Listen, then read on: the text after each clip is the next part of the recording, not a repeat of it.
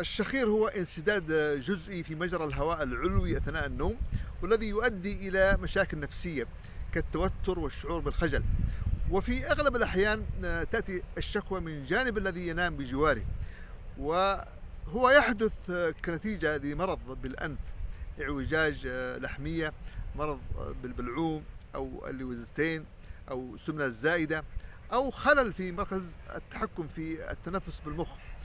وبعض الأدوية تسبب ارتخاء بعضلات الحلق مما يزيد من الشخير، ويعالج هذا بتعديل وضعية النوم فيكون على الجانب الأيمن، مما يساعد في إبقاء مجرى الهواء مفتوح، وكذلك هناك علاج جراحي لذلك.